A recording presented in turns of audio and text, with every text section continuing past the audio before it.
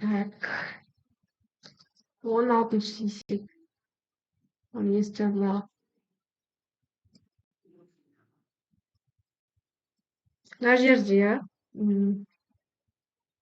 мынау тұрған нәрсе ол бізде іздейміз. Мына бір жерде келеді. Мына сұрақтың мағынасы мына жерде көрінбей қалған, негізі қазір көрсетейінші, бар ма? Вот. Жауапта қайсы сурет кездеспейді, соны табу керек. Кездеспейтін сурет табу керек. Так, біріншісі кездесіп тұр. Біріншісі ответ болмайды. Екіншісіне қараймыз. Екіншісі қай жерде тұр ол? Мына жерде тұр. Екіншісі кездесіп тұр. Үшіншісіне қарай қойшы, бар ма өзі? Пока көріп тұрған жоқпын. Үшіншісіне. В сияқты. Жоқ, ол жер болмайды. Ол жер болмайды. Ақмарал, сенікін өзің өшіріп қойшы, менің что-то өшпей жатыр. Мына жер В бола алмайды. Ол мынандай болып тұр ғой. Бүйтіп тұр ғой. Мына біреуді өшіре сал.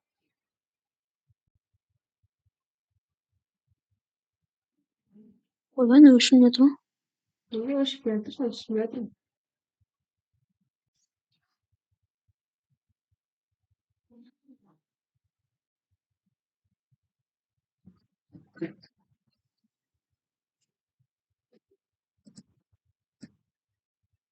Былай қойсайшы. Көрдің бе, мына жер жаңа сен көрсеткен мына бір жер мынандай В емес та, мынандай үшкір емес. Так, мынау қарайық. Мына біреу мына жерде. Мынау бүйтіп қалған, түс қалған. Мынау бар. Бұл ответ бола алмайды, мынау ответ бола алмайды дедік. Мына біреу. Міне мынау ғой. Бұл да бола алмайды, сонда ответісі болады.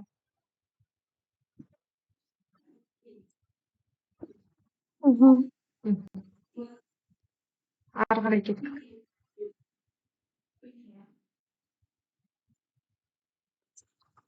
Келесі, мына жерде модуль теңдеуді тап. Мынаны полностью бөлімін 5-ке көбейтіп шығамыз. Сол кезде не болады менде? 20 қосылған 15 модуль X тең болады 35-ке. Так, 15 модуль X тең болады 35-тен 20-ны азайтамыз.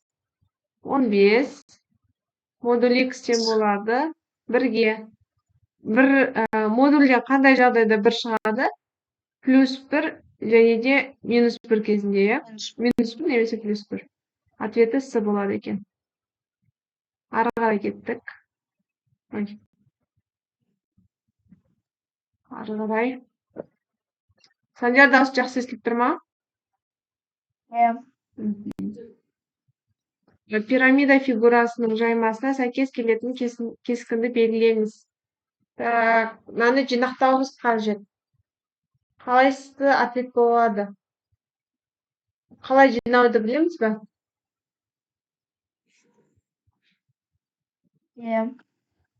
Так, мынаны бүйтіп төбеге алып келіп жинайтын болсақ, мына жерге қоятын болсақ, мынау қасына бүктеліп тұра алмайды.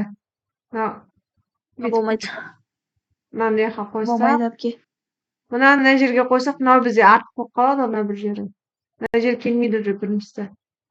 Так, мынаны көрейік. Бұл дұрыс келмейді.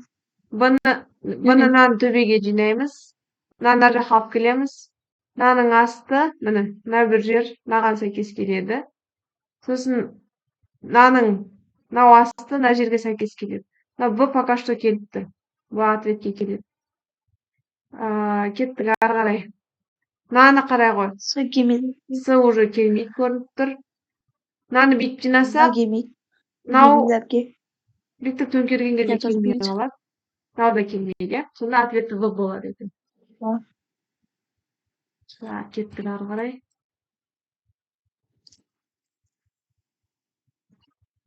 Қалай өшірсем екен, өшпей ма? Сен өзіңмен өшіріп көрші, өше ма? Сары. Теретиң басып тұрмын, бірақ білмеймін. Өшпей тұр ма? Бір сары баланса болып тұрады. Хорошо. Так, на есепті мына жерге шығарайын, потому что орын жоқ, да? Так, қалаға дейінгі жолдың қашықтығы 80 километр. Арман жолдың жартысы 40 километр сағат жылдамдықпен жүріп өтсе, қалған жолды 20 минутта өтуі үшін қандай жылдамдықпен жүру керек? Міне, мынандай бір 80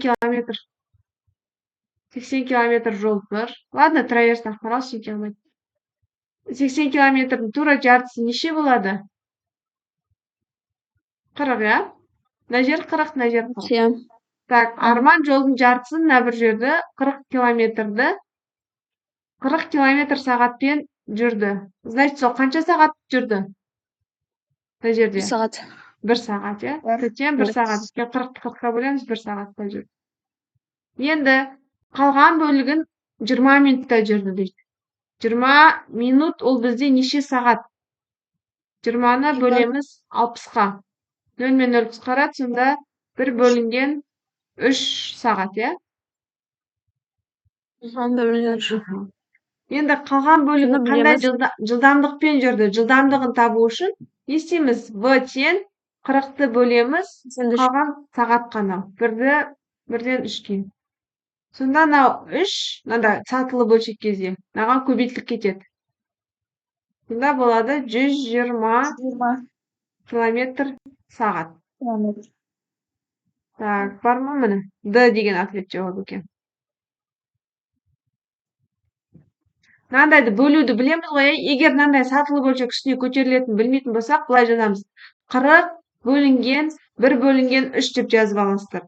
Сол кезде бірінші бөлшекті сол күйінде жазам, келесі бөлшекті кері бөлшекке айналдырам. Яғни 3 бөлінген 1. Сонда мынаменен көбейтіліп тұр, 120 шығып тұр. Түсінікті ғой, иә?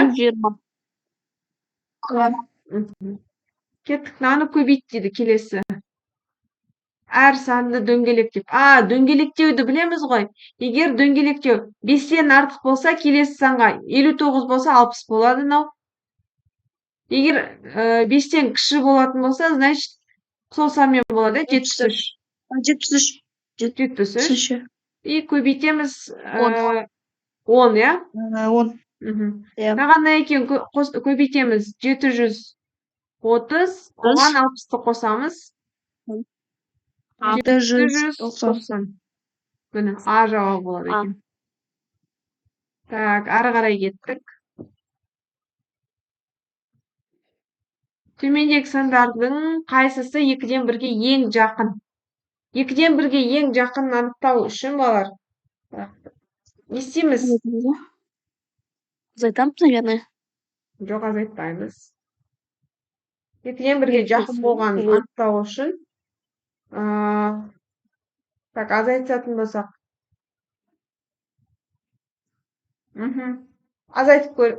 Азайтайық. Қанша болады?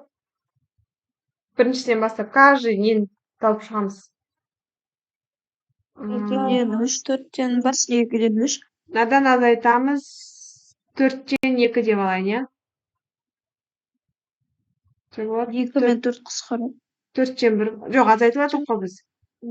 Өздерін айтып азайтамыз деп. Мына жерде 1 бөлінген 2-ні азайтамыз. Ортақ бөлім 10.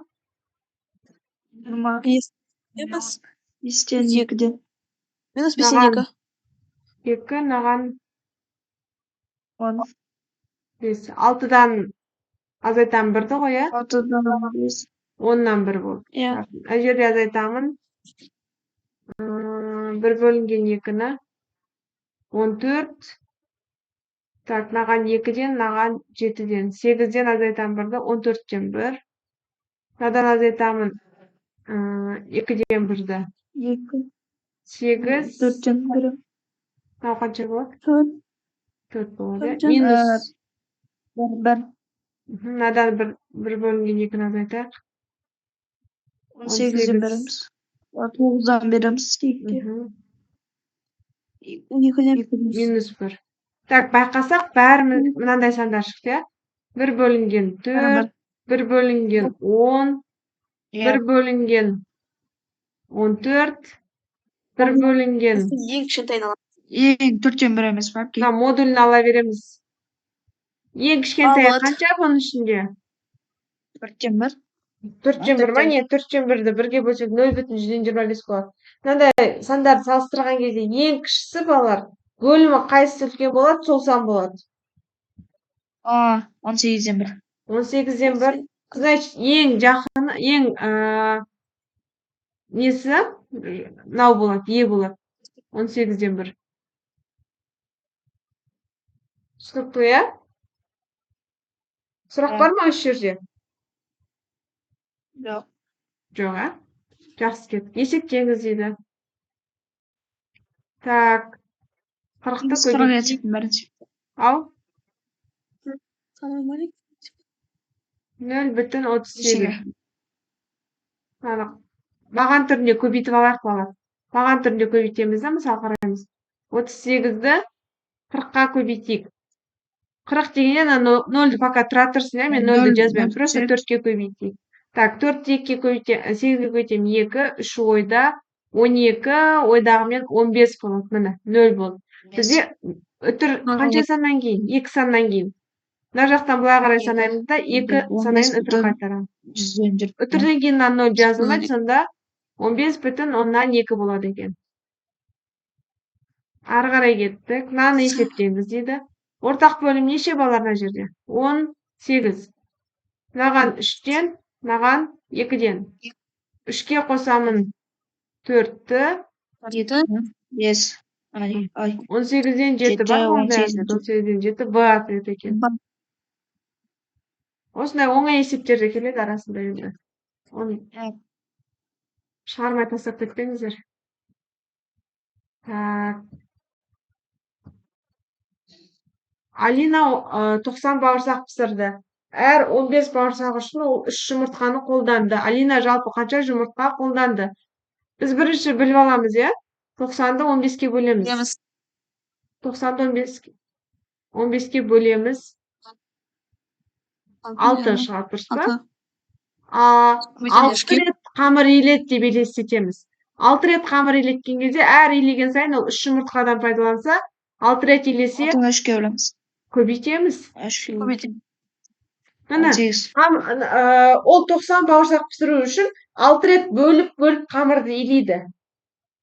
Түсінікті ғой идеясы? 3 жұмыртқадан. Әр илеген сайын 3-ден кетіреді. Ол 3 рет илесе қанша жұмыртқа кететін еді? 8 жұмыртқа. Қанша? 3 рет илесе ма? 3 рет илесе. Сан? 9. Қамырды ол мысалы.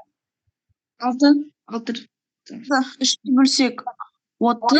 Бір рет қамыр илесе, 15 бауырсақ пісірсе, ол 3 жұмыртқа пайдаланады. 30 бауырсақ пісірсе, ол 6 жұмыртқа пайдаланады. 45 бауырсақ пісіру үшін ол 9 жұмыртқа пайдаланады. Солай, мағынасын солай түсініп алайық. Сұрақ бар ма мына жерде?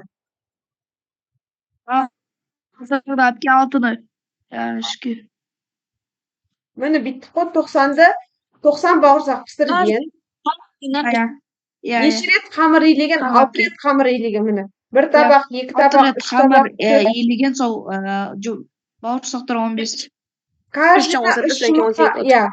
Мынадан 15 бауырсақ шығады, мынадан 15 бауырсақ шығады, мынадан 15 бауырсақ шығады, солай ғой? Мынадан 15 бауырсақ. 6-ны. Яғни, общий 90 бауырсақ шығады, ал каждыйына 18, барлығы 18 несі. Барлығына 18 жұмыртқа кетеді. Түсінікті, иә? Иә, 90 бауырсақ 18 жұмыртқа.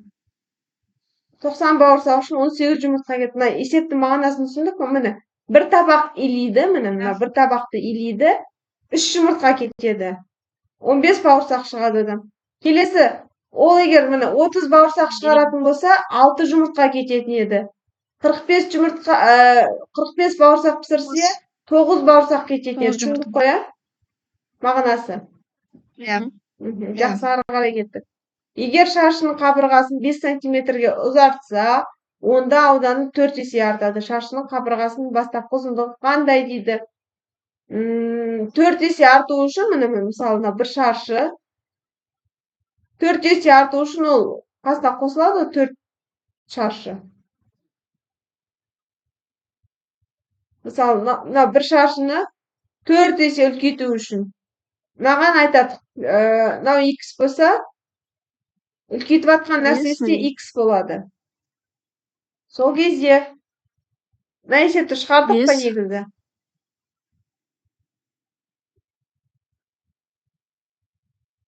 Бес қой.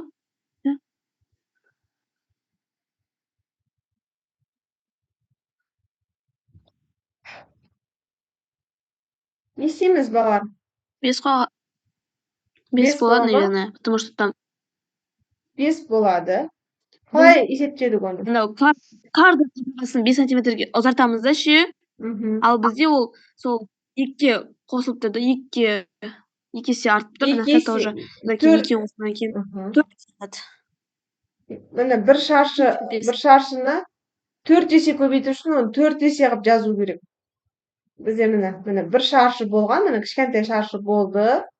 Осы кішкентай шаршыны 4 есе үлкейту үшін осындай 4 шаршы болу керек. Дәл тура сондай. Сол кезде мына екеуі мына шаршының ұзындығы 2x болып тұр. Оның ауданы бізде неше болады? 2x-тің ауданы. 2x-тің квадраты болады, дұрыс па? Ол бізде 4x квадрат болады. Ал бізге мынаны айтып тұр, мына бір бөлігі 5 деп. Мынаны 5-ке үлкейткен дейді. 5 сантиметрге. Значит, мынау 5 сантиметр болса, мына жерде 5 сантиметр болады. Мынау 5 болса, мынау да 5 болады. Сонда x-іміз ол жерде анықтауға болады. Егер кішкентай шаршының ауданы 5 болатын болса, оның ауданы қанша болады? 5-тің квадраты, ол бізде 5 квадрат 25, дұрыс па? 25. А егер 10 болса, ол мынау 5, мынау 5. 10 болса 100 болады. Так, бастапқы 25 100-ден 4 есе үлкен ба? Міне бізде шартқа келіп тұр ғой. Шаршының қабырғасын 4 есе үлкейеді, 4 есе артады дейді. 4 есе артып тұр ғой ауданы. Мынау 25 болса, мынау 100. Екеуінің арасы 4 есе үлкен. Түсінікті, иә?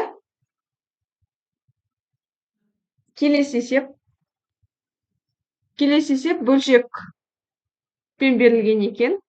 Мынаны есептеп алайық. Бірінші алымын бөлшекпен тұра берсін, бізге не шақет. Ортақ бөлім мына жерде 30 деп алса, 30 жетпейді ғой, 60 деп алайық. 60 болса, мынаған 4-тен, мынаған 10-нан, мынаған 5-тен береміз, дұрыс па?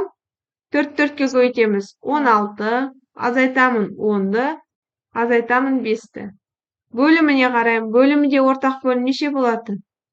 12, 4, 5, также 60 болады. Так, 12-ге 5-тен, мынаған 15-тен болып кетеді. Мынаған 12-ден бола ма? 5 қосылған 3-ті 15-ке көбейтсем 45 минус 24 болады. Есептеймін. Мына жерде 6, 6-дан 1-ді азайтам. 1 бөлінген 60 болады. Тең. 60-тан 1, иә. 45, 50, 50-ден 24-ді азайтсам 26 бола ма? 26. 1 бөлінген 60-ты бөлемін 26 бөлінген 60-ға. Мынау главный бөлшек, ол бөлу ретінде жазамын. Бірінші бөлшекті сол күйінде жазамын, екінші бөлшекті кері бөлшекке айналдырамын. Қысқартамын. 26-та 1. 26-тан 1 шығады. Ответі мінісі. Келесі есеп. Қалтада 9 жасыл, 7 сары және 3 қызыл шар бар. Қалтаның ішіне қарамай шарларды алатын болсаңыз, міндетті түрде 2 қызыл шар алу үшін кем дегенде неше рет?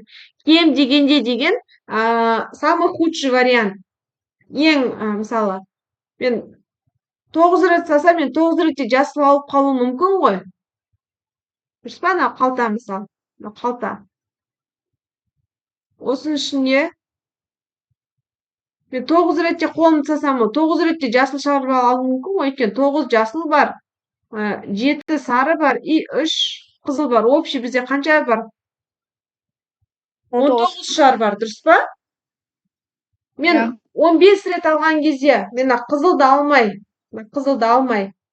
15 ретте либо сары, либо қызыл алуым мүмкін. Сол үшін самый худший вариант деген кезде бірінші мынау басқа қызыл алмаймын деген жағдайды қарастырамын. Қызыл алмаймын. 9 рет алу мүмкін, 16. бірақ 9 16. ретте жасыл алу мүмкін. 7 ретте алсам да сары алу мүмкін. Мына екеуін қоссам менде 16. Қолымды 16 рет жасап, либо қызыл, либо сары, либо жасыл шығуы мүмкін. Ал маған кем дегенде 2 рет қызыл алуым керек. Мыналарды алып біткеннен кейін барып, келесі вариант қосам. Келесі 2 рет салам. Келесі, мысалы, 2 қосу 3. 2 қосу 3. Тағы үш. қараңдар, мен 16 рет қолымды салдым. 16 рет қолымды қалтаға салдым.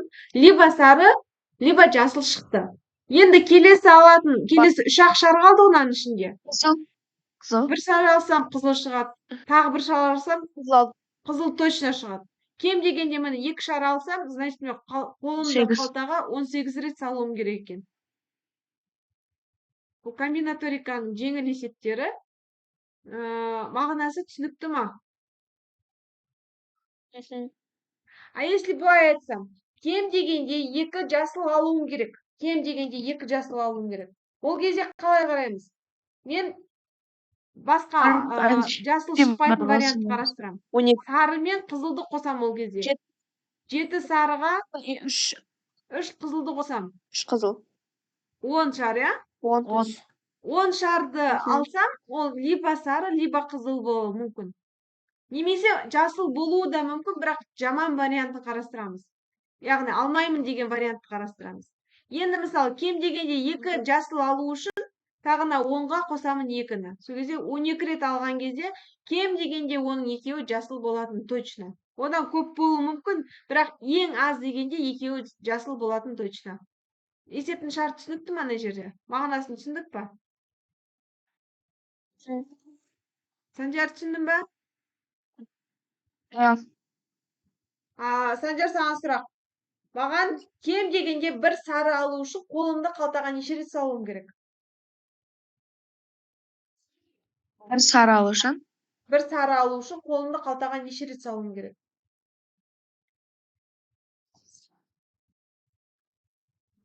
Сары алу үшін сарыны алмаймын деп елестетем пока. Басқаларына қараймын мен. 12. 12. Жасыл мен қызылды қосамыз. Либо жасыл, либо қызыл алам. Келесі рет салған кезде обязательно, точно сары алам. Сонда неше рет салам қолымды қалтаға? Дұрыс айтасың, қара. 9 бен қосамын 3-ті.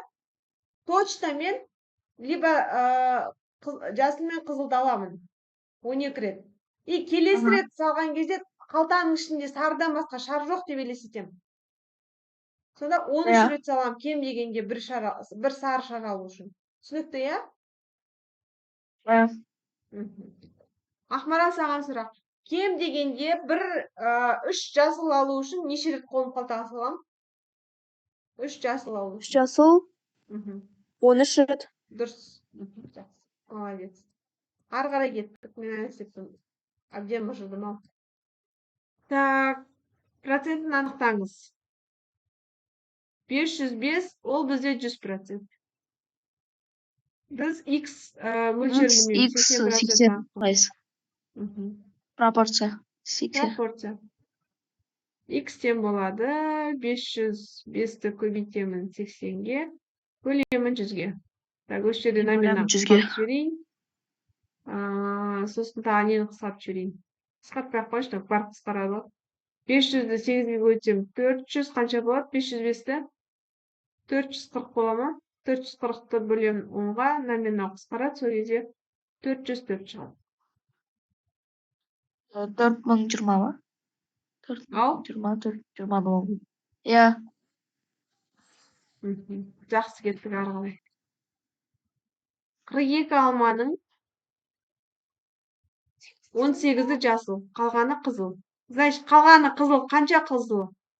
18-і жасыл болса, қызылы қанша? Қалғаны ол қанша? Азайтыңдар. 24. 24. 24. Қалған 24. Қызыл алманың жалпы алма саны оңай есеп. Қызыл алманың жалпы алма санына қатынасы. Не істейміз? 24-тен 24-ті 42-ге бөлеміз. Қысқартамыз. Нешеге қысқартайық? 8-ге қысқартамыз. Жоқ, 8-ге қысқартамыз, 6-ға қысқартайық. 24-ті 6-ға бөлеміз 4, 42-ні 6-ға бөлеміз 7. 7-ден 4 деген вариант іздейміз, міне тұр. Так, егер келесі сұраққа көше береміз болды, уақыт бізде азайып жатыр. W бізде 4 болса, онда мынаны есептеу керек. Апарып орын-орнына қоя саламыз. 3 көбейтілген 4 минус 5 азайтылған 5. Мгм. Азайтылған 3 көбейтілген 4. 12-ден 5-ті азайтамыз. 7. 16. 16 емес, 11. 7 Иә. ең 7 мен 7 қысқарады. Жоқ, қысқармайды, азайтып жатырмыз ғой, біз көбейтіп жатқан. Иә. 49-дан 12-ні азайтамыз. 5,7-тен 3. Қандай? 7, 5 бүтін. Қандай 7-3? 7-3 болмайды, балалар. 7,2. 7-тен 5 2. бүтін 7-тен 2. 5 бүтін 7-тен 2. Е жауабы. Ары қарай кеттік. Кубтың қабырғасы 5 сантиметрге тең. Кубтың ашылған түрінің ауданын табыңыз. Кубтың ашылған кезде кубтың неше жағы бар? 4. 4 емес. Міне кубтың түрі мынандай. 6. 6 жағы бар. Мынаның әрқайсысы 5-тен. Егер осыны ашатын болсақ, 6 жағы бар, ашу керек мынаны былай. Былай ашқан кезде 6 жағы бар, иә? Осының ауданын тап. Біреусінің ауданы қанша болады егер есептейтін болсақ? Квадрат қой мынау бізде. Бір шаршының ауданы қанша болады? 25 болады, дұрыс па? 5-тің квадраты. Осындай 25-тен неше үштік бізде? 6 үштік. Көбейтеміз 6-ға. Шығады? 25. Қалай 25? 150 шығады. 25-ті 6-ға көбейтетін болсақ. Д жауабы болады екен бұл. Ары қарай кеттік. 2 таңбалы сан мен 3 таңбалы санның қосындысы мынандайға тең. Осы қосылған 2 санның ең кіші айырымын табыңыз. Так. Мына жерде не істейміз? 2 таңбалы сан. Қандай да бір санды қосу керек бұл мына. А-ға қосуымыз керек. 3 таңбалы санды ма? А-ға Д, Е-ні қоссақ, бізден ерде 516 шығу керек. Бізде ең кіші айырым шығу үшін, мына 2 таңбалы санымыз ең не болу керек? Ең үлкен 2 таңбалы сан болуымыз керек. Ең кіші айырымын табу үшін. Ең үлкенін табу керек. Ең үлкен 2 таңбалы сан қандай балалар? 99. 99. Значит, мына 3 таңбалы сан табу үшін 516-дан 99 азайтамын. Қанша болады? 417. 16. Есептейміз.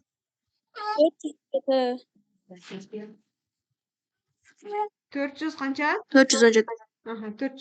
417. Жақсы. Значит, 417 мен 99 қосқанда 516 шығып тұр. Бізге енді осы 2 санның айырымын табу керек қой. 417-ден азайту керек 99-ды.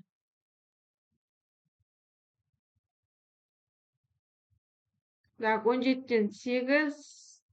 Мына жерде 10 қалды. 10-нан 9 азайтсам 1. Мына жерде 3 қалды. 318 деген жауап. 318. Так, мына жерде есепті қайтадан түсініп алайық. Ең кіші айырым табу үшін, ең кіші айырым табу үшін ең үлкен 2 таңбалы санды азайтуымыз керек. Қосуымыз керек. Мынандай болып тұр ғой. X пен қосылған Y бізде 516, На екеуін азайтқан кезде, жоқ, Y-тен ладно, разница жоқ қой. Y-тен азайтқан кезде ең кіші айырым шығу керек. Ең кіші айырым шығу үшін 2 таңба алсам, ең үлкен болу керек. 318. Есептің мағынасы түсінікті ма? Не шығарып жатқанымыз? Кеттік ары қарай. Өсу ретімен орналастырыңыз. Өсу ретімен орналастыру үшін аны араластармен жазылақ. 1/3-тен 1, 1/6-дан 1, және 1/8-ден 1. Ең кішісі, мынаның алдындағы бүтін бөліктері 1 тең. 1/8-ден 1 кейін. Ең кішісі біз айттық бағана, иә? Ең кішісі қайсысы болады? 1/8-ден 1. Дұрыс айтасың. Несі? Мына өсу ретінде. Екіншісі 1/6-дан 1. Бастыр ғой мынау. Қай вариант? Мынау, иә, В ма? В ма, дұрыс па балалар?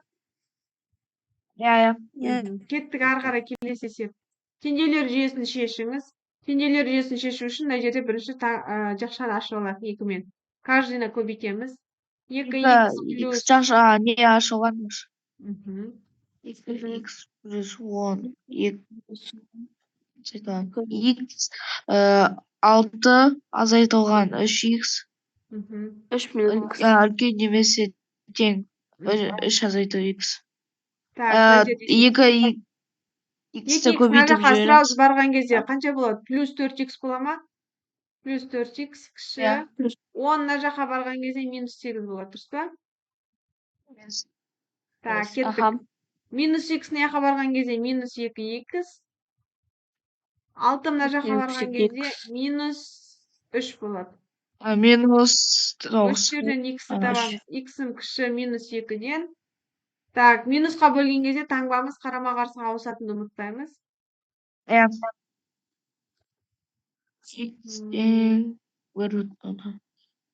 бөлінген 2. Значит, сызбаға сызатын болсақ, сан осіне. Минус 2. Бұлай қарай кеттір, иә? Минус 2.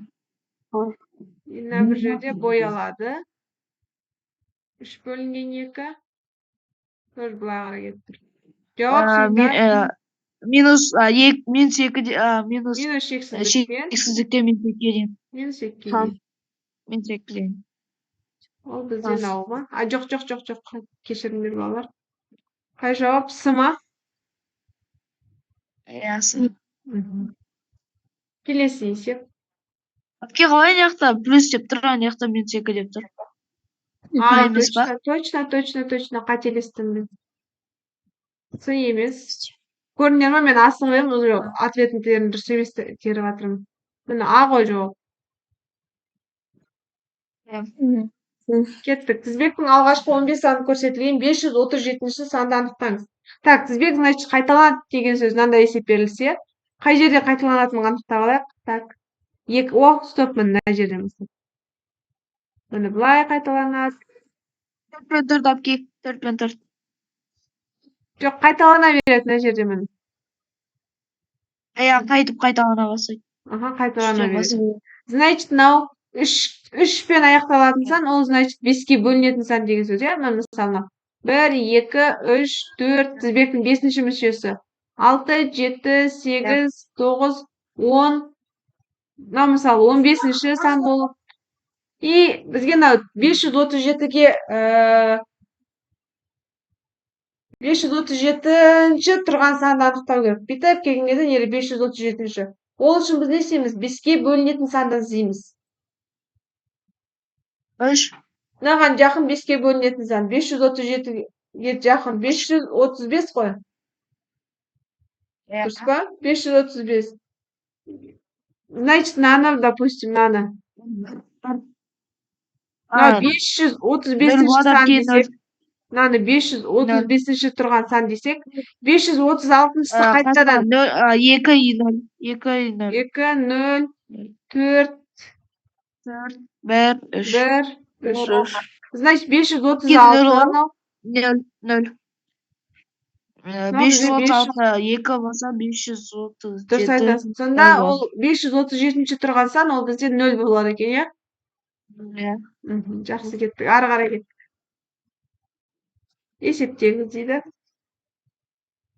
Так, мынандайдан 20 рет. Значит, 20 көбейтілген 4-тен 1 20 минус 3-тен 1. 20 көбейтілген 5-тен 5-тен 1 5-тен 1 и келесі 30 көбейтілген 30-тан 1 тең. Так, мына жерде қысқарады, мына жерде қанша шығады? 5 шығады, иә? Мынаған 1-ден, мынаған 5-тен 5-тен 1 болады. минус 4. 1. 1 шығады. Көбейтілген мына жерде тоже 1 шыға ма? 30-ға 1-ден, мынаған 1-ден 1 болады әпке. сонда 1 болады жауабы. Вообще 1. Ары қарай келесі есеп. Төменде 5 әріп көрсетілген, қанша әріпте осьтік симметрия бар? Осьтік симметрия деген тура ортасынан бүйтіп сызық жүргізсең, қайталанады. Мысалы, бабочка, мысалы, мынамен мынаның осьтік симметриясы мынандай бірдеңке, екеуін біріктірген кезде Ширекпен сізге әпке. Ширек. Ау? Тында аның да Ширек болмай ма соның несі қасында?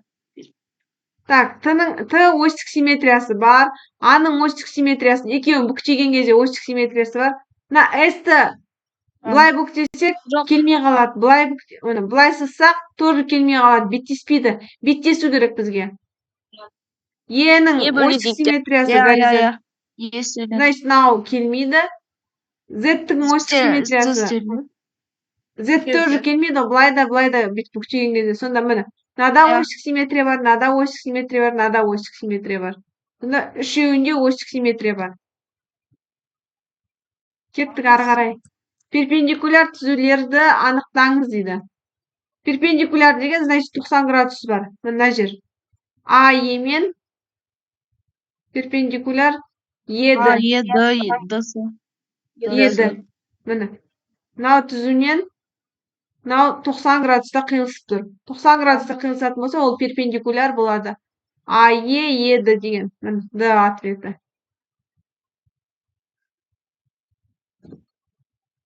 Балалар, екі есепті тек қана жауабын айта салсам бола ма сосын? Ойна не болып кетті.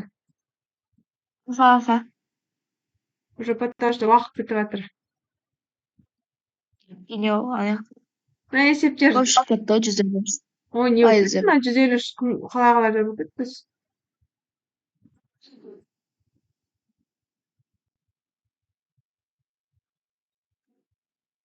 Уже қатып жатыр что-то несі.